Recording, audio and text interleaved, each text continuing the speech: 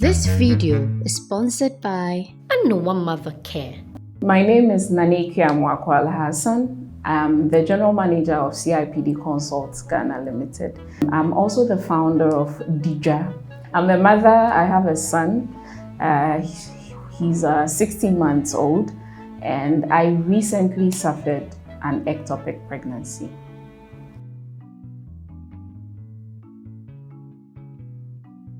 About my ectopic pregnancy, I didn't know. What happened was in December last year, I had my menses delayed, and then when it came, it delayed for about 2 weeks. But when it delayed the first week, I did a pregnancy test and it was negative. So I think right after the pregnancy test, or so 2 days after, also the menses came. But this particular menses was different and it prolonged for a while. But then I didn't know what was happening, so And then after that, the menses did not exactly stop. I was still having some flows like spotting, but it was consistent. So I had to go to the hospital. And when the doctor checked me up, prior to that, the spotting sort of stopped, but then I was getting this discharge, flaky, whitish discharge, which was pretty uncomfortable because I'd never experienced it before. So I went to the hospital, and then the doctor said I had an infection, so he gave me some drugs. I took them and it sort of stopped. But after a while, like after another 2 weeks or so, I started experiencing some pain in my lower abdomen on the right side. But the pain was subtle. But I realized the discharge came back, and this time around, the discharge was sort of mixed with blood. So I went to a different doctor, and he wrote some tests and said I should go do some scans and what have you, so that they can ascertain exactly what was going on with me. The very day I went to see the different doctor, in the evening when I was returning from work, I was driving, and then all of a sudden I started experiencing extreme sharp pains. I couldn't drive, so I had to stop on the way and call my husband. And then they had to come get me to the hospital. So we got to the hospital, they asked if I was pregnant. I said no. The doctor who came to see me made them do pregnancy test. It was negative. And so the doctor concluded I had PID, which is pelvic inflammatory disease. So they put me, I was hospitalized for a while. They gave me some medications, and then I started taking them. The pain started easing.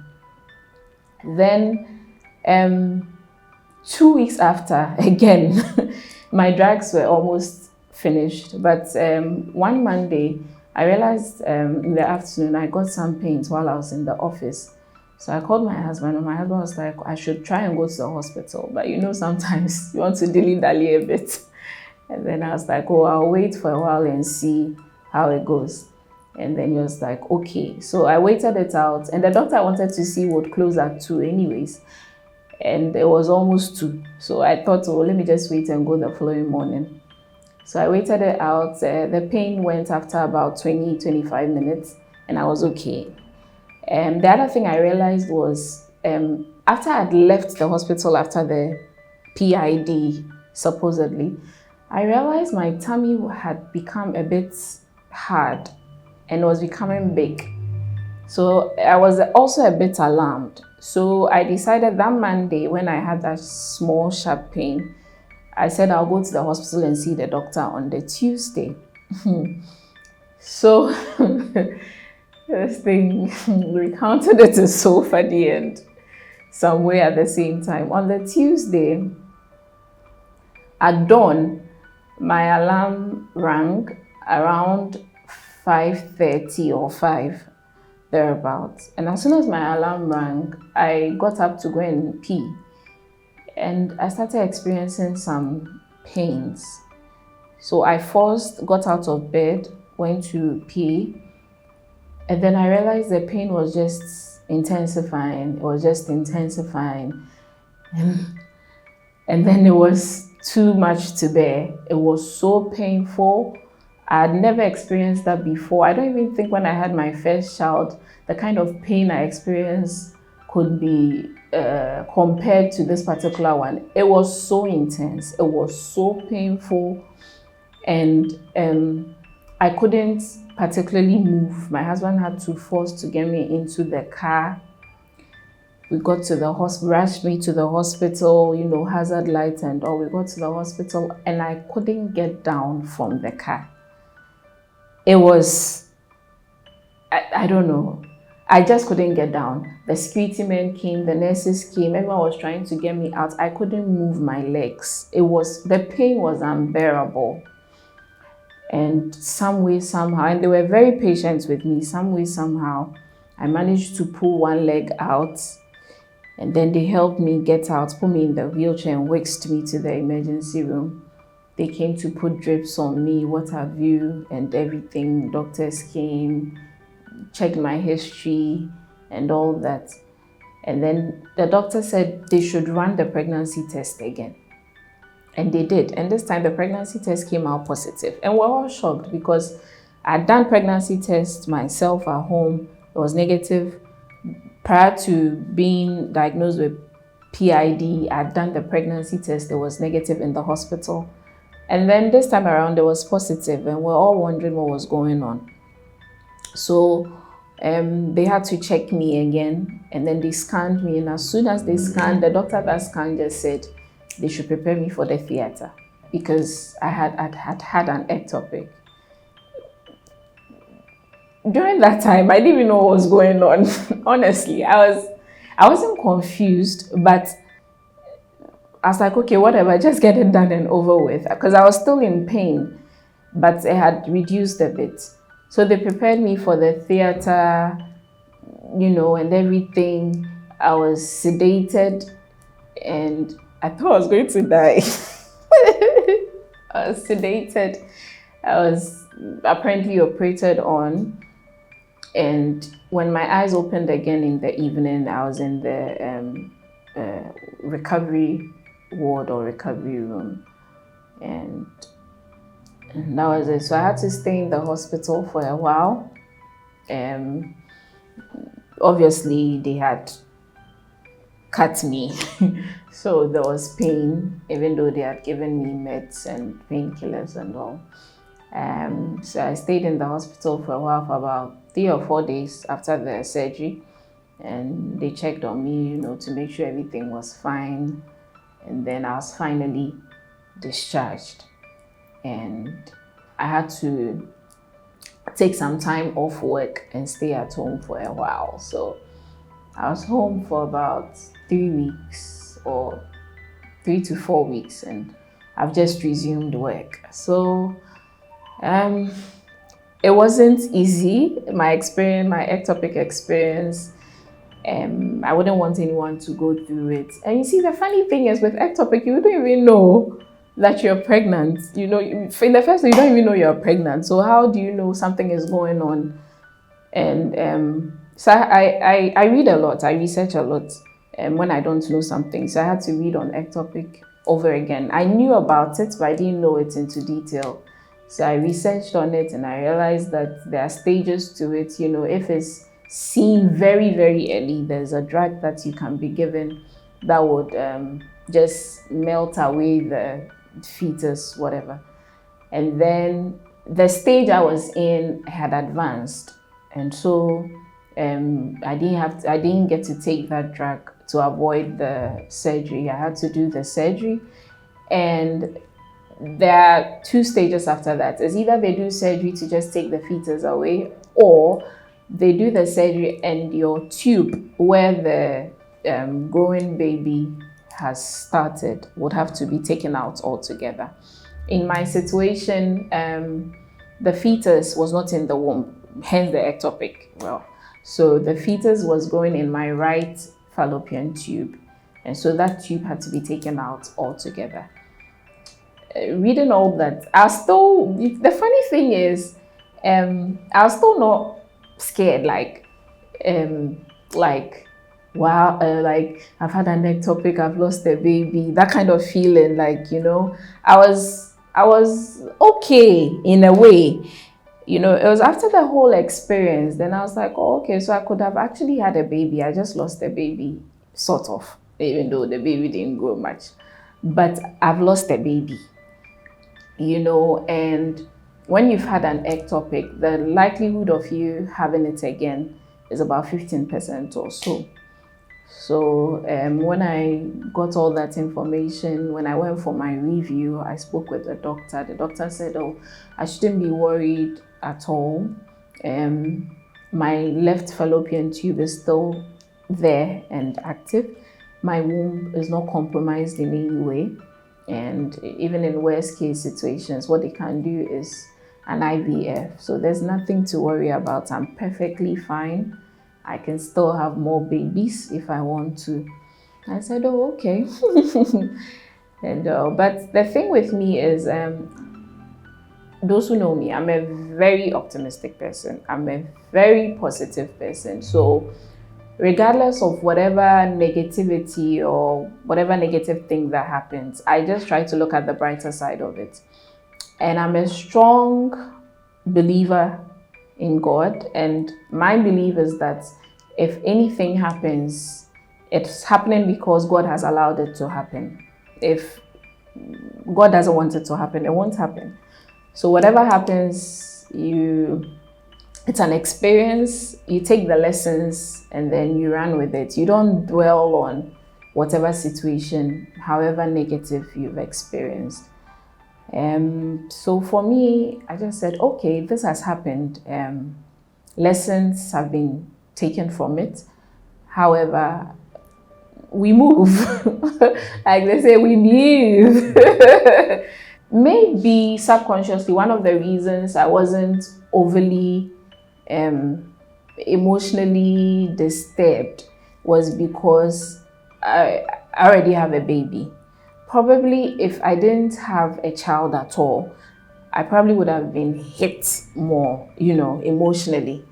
But even at that, the person I am, I would have still said, okay, let's move on from it. It's already happened. There's nothing you can do. You can't cry over spilled milk, So you just have to pray, do what you have to do. Life goes on.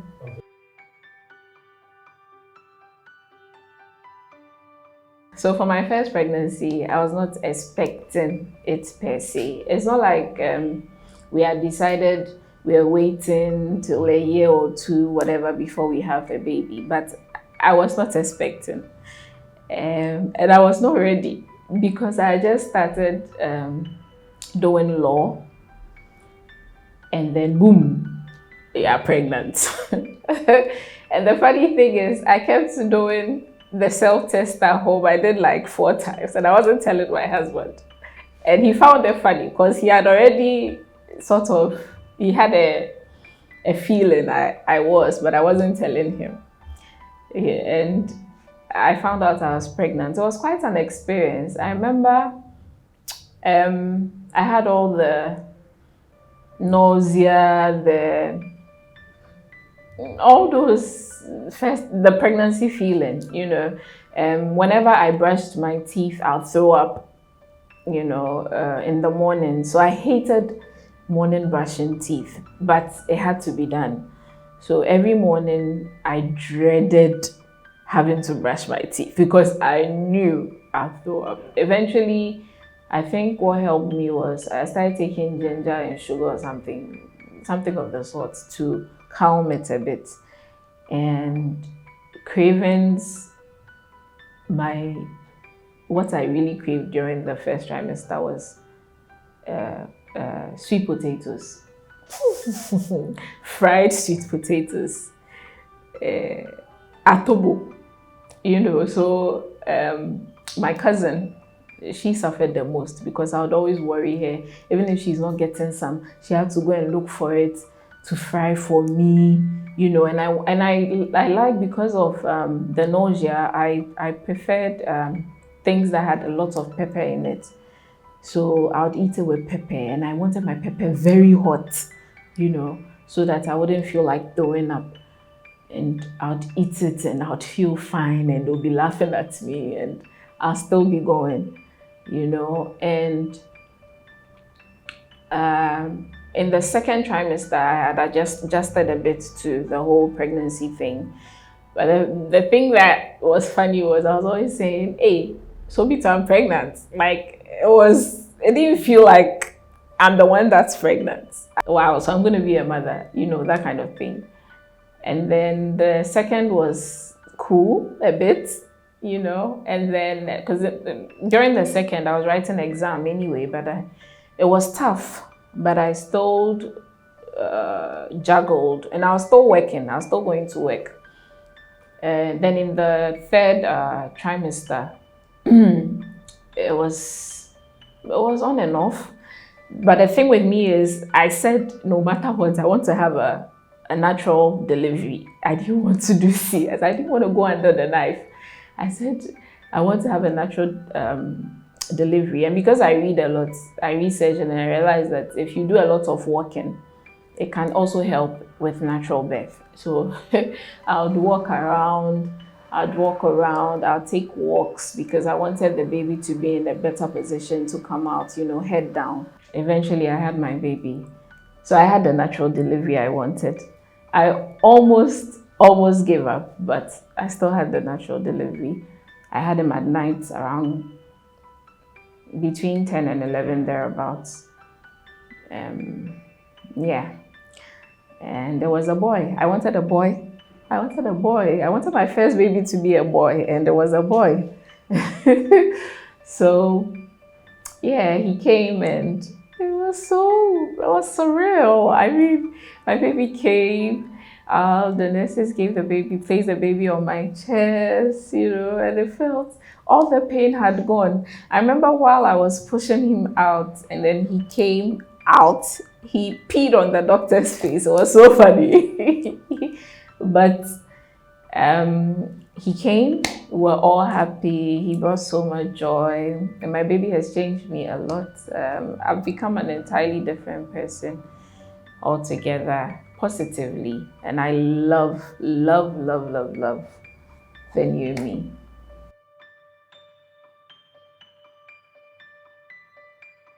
It was painful, though. I was cramping. It started in the morning. I started having cramps. And I remember that morning we went to the hospital, my husband and I. My husband had to join me because I didn't have my baby here. So he came around, and we went to the hospital together in the morning because I started cramping, and it was first time. I mean, when you start having the cramps and you think maybe baby is coming, there, no, my baby is not ready to come out. So we went to the hospital, and then they said I was only 2 centimeters dilated. So, woman, go back home. So we went back home. We had to wait out for a while because even if we went to the hospital, they'll tell us to come back home.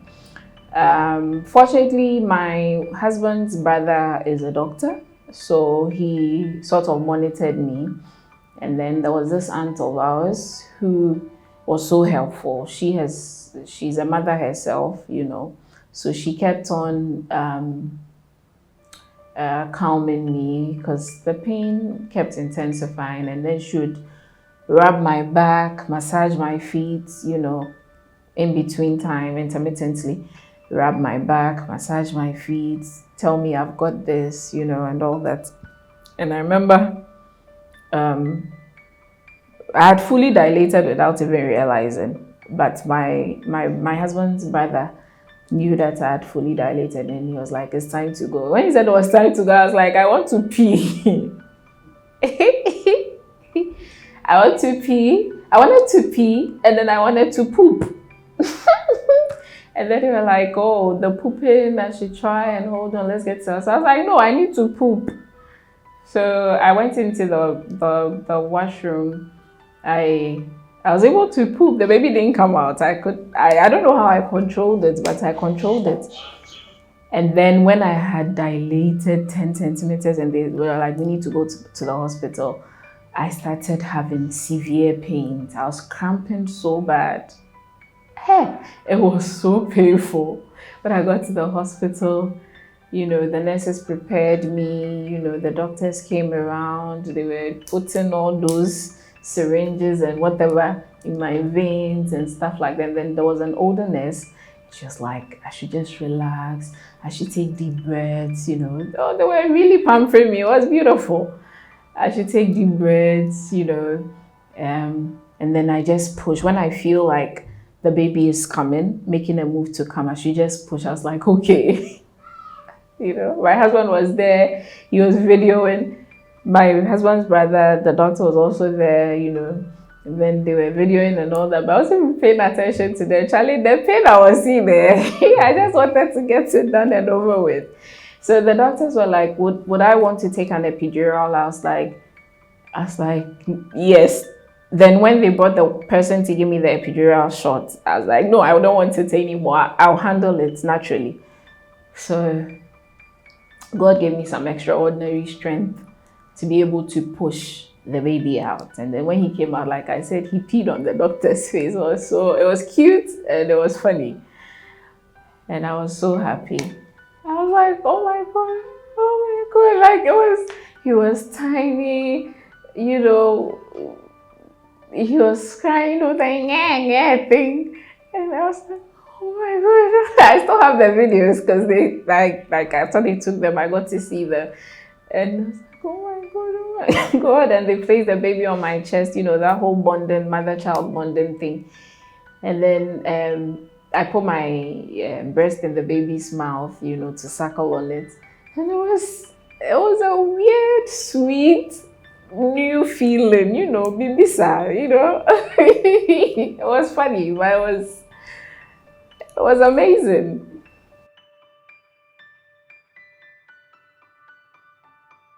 But when I had this baby, I became a bit more assertive, a bit more less outspoken, a bit more reserved, but positively, and a bit more calm, a bit more low key, a bit more private, and all these have really helped me a lot. And I love it. I've become more things that prior to my baby, I would have reacted to. I don't react to anymore. Or even if I want to react, I think twice. So that's how come I said I've become a bit more assertive. I'll weigh it and see if it really needs a reaction. If it doesn't, I just blink and move on. That's about it.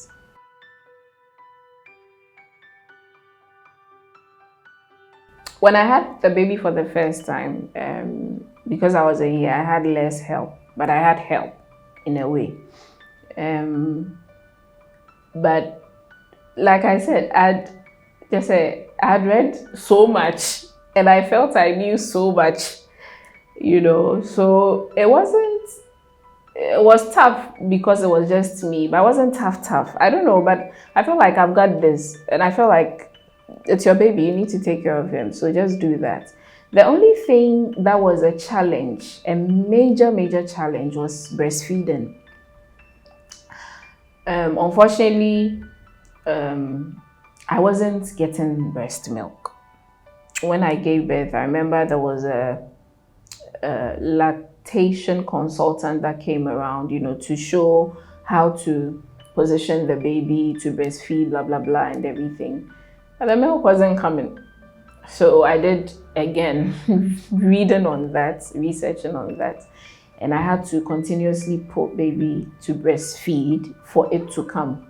Or if I had the breast pump, I had to continue expressing to get milk. So I had to do that. And I was doing it and the milk wasn't coming. But even when it started coming, it wasn't coming like I wanted to. I'll go on YouTube and I'll see some mothers with so much breast milk in their storage, and I'll be so jealous. I was like, why? With all these big breasts, no milk, It I don't know. It got to me emotionally. I should say it really got to me emotionally because I didn't want to do formula. I just wanted to. I love natural stuff. I just wanted my baby to experience the whole 6 months breastfeeding. And then man was like, "Oh, I should just give the baby formula." I said, "No, I want to breastfeed this baby, and breastfeeding I will." So I had to continuously express. I had to continuously feed the baby. And then when I store it so that when baby wakes up, baby will get milk. So that's what I was doing. I wasn't getting so much, but the way I was doing it was such that there was always milk available for the baby, at least to satisfy him for the period, till my next expression.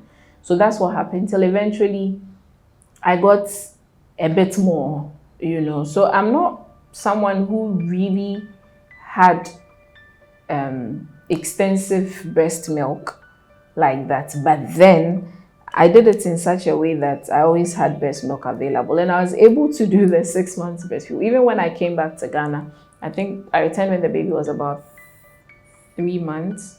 When I returned, I was still doing the exclusive, and I remember my mom, oh my God, I should give the baby water.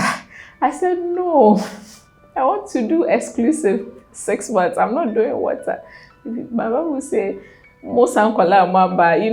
mothers and everything. I said, no, I'll do 6 months breastfeeding. She should please understand and allow me to. So that's what I did. And then when my baby was 6 months, my mommy couldn't just wait to feed my baby, with solids and with water and whatever it is. So she even started giving my baby water at 6 months without me even knowing. And then she told me she started giving the baby water.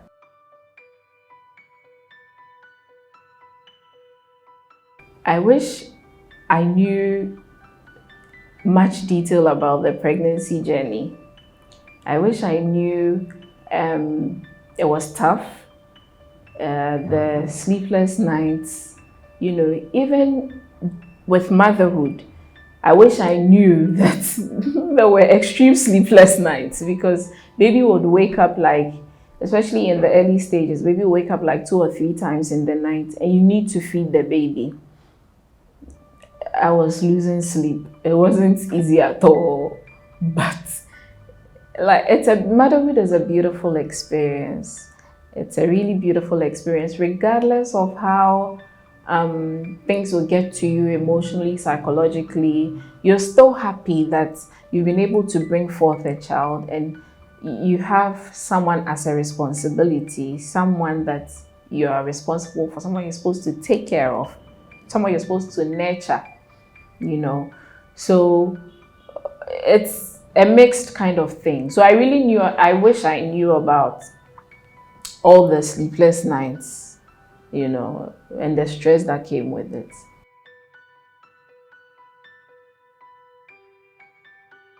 I feel that once you become married or you become a parent, some sort of responsibility is given to you.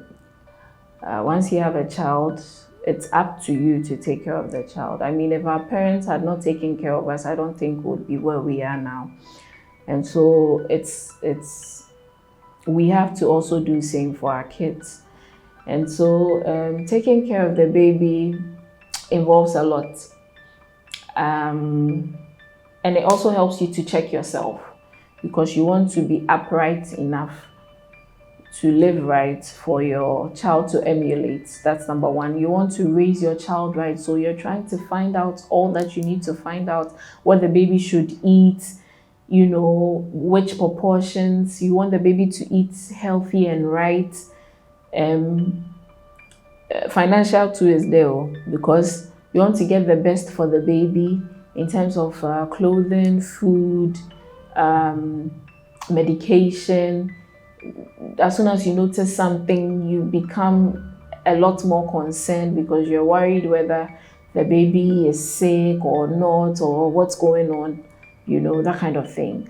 But all in all, I'd say that it's a beautiful journey raising a child. I mean, it's not like there's a book that tells you that raise the child this way. Every parenthood is different. It's not one size fits all, and it's not cast in stone. So you have to be innovative, creative. You have to seek God's guidance, most importantly.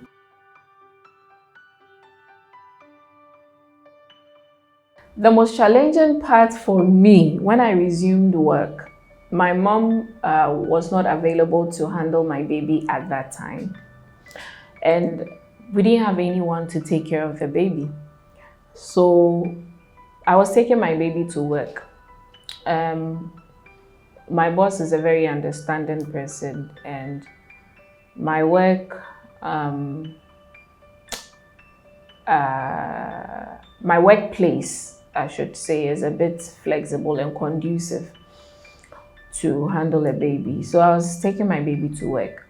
I remember I'll take him to work. I had this mini cot that he'd sleep in. I brought his play mat to work so he could play in my office. I'd lay it somewhere there and he would play on it. And then I'll feed him. I brought I'd breastfeed him because I'll bring, before he started solids, that is, I'd bring expressed milk, or sometimes I breastfed him in the office. I'll lock my office door and breastfeed him in my office. Those times were quite challenging because it sort of affected my output at work, because sometimes you'd really sleep and I'd really concentrate and work. Other times too, you wouldn't really sleep and you realize that you've spent the major part of your working hours handling the baby. Till eventually my mommy was available to handle him. So now I had to leave him over at my mom and dad's and then go to work, come back, pick him and go home. So that's the routine now. I take him to my mom and dad's. He's there throughout the day. I go to work, I return, I pick him, and we go home. That's also a bit, I wouldn't say challenging, but it's not, initially it's not something you're too used to. Fortunately, my husband and I don't live too far off from my parents' place. So it makes it more easy. So it's like you're going to work and now I'm for her. Then you drop baby, you go to work, you return, pick him, then you go home. So I've just been thinking, so what if we're living far away or we're not even in Accra, we were in Kumasi or outside, what was going to happen? But I think God knows best and they are available. So, and they are so excited taking care of their grandson. So, yeah.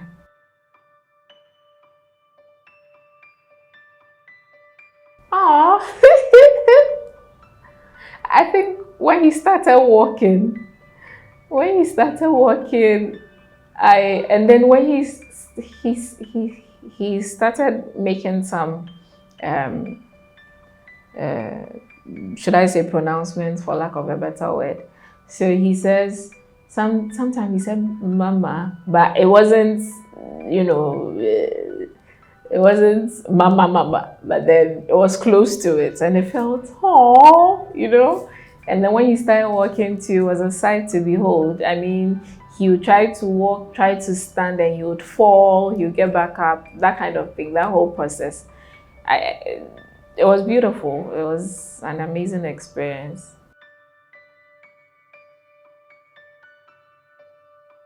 What I would want to say is, God knows, God sees, God knows why things happen the way they do. And so if you're a wife and you're yet to have a baby, just relax. In its own time, it will come. Continue to eat well, continue to pray, continue to go about your daily activities. It will come. If you've experienced miscarriages, ectopics, and the baby is not coming, relax. I know it's easier said than done, but just relax. It will come. I can't say I know how you feel because I didn't particularly experience that because I had a baby earlier. But know that in God's own time, everything will happen. And if you've experienced an ectopic like me, I'm sure you know how it is. I thought I was going to die, honestly. But that did not happen. That means God has a better purpose for my life. And if you've experienced it and you're still alive, it means God has a better purpose for you too. So let's just continue to be optimistic, continue to pray, continue to go about whatever, and the best is yet to come. This video was brought to you by Anoa Mother Care. Great stuff for great kids.